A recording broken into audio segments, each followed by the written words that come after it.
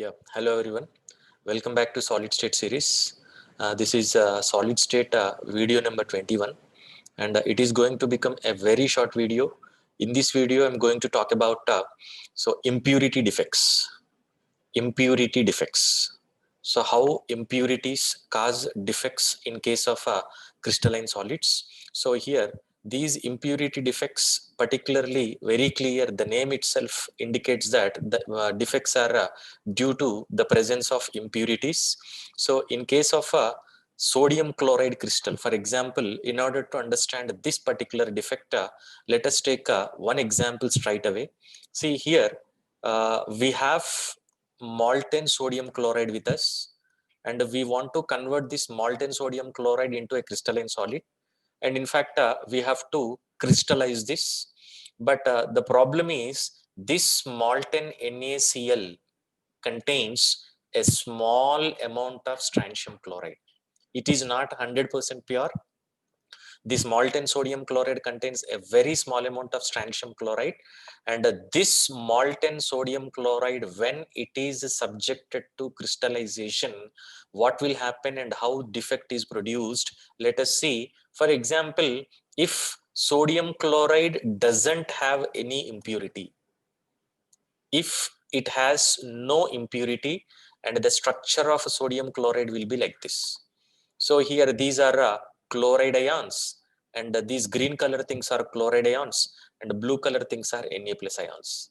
But what happened is, during crystallization of that particular molten sodium chloride, what happened? A very small amount of strontium chloride is present.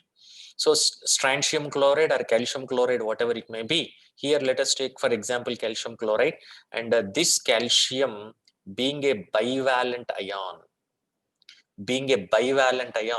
it will displace two Na plus ions during crystallization.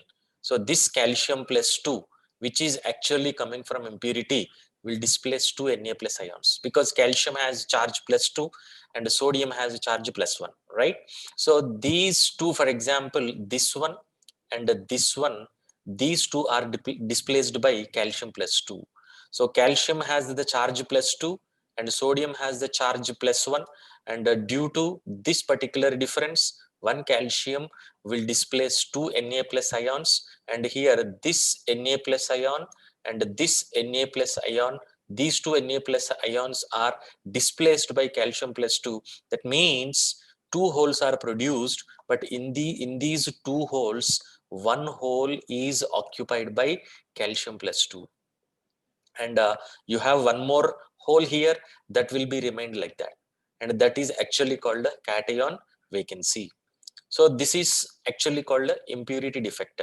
If there are no impurities, the structure or what we are expecting is like this: Na plus ions and Cl minus ions are arranged systematically, and due to the presence of impurity, so calcium plus 2, based on the charge, we can say it is displacing two Na plus ions, and two holes are produced initially, and in these two holes, one hole is occupied by calcium plus 2, another hole is remained like that. For example, instead of calcium chloride, if the impurity is aluminum chloride, what will happen? You just think, instead of sodium, instead of calcium chloride, in that molten NaCl, if a small amount of aluminum chloride is present as impurity, aluminum plus 3 being a trivalent ion, it will displace 3 Na plus ions. That means initially 3 holes are produced.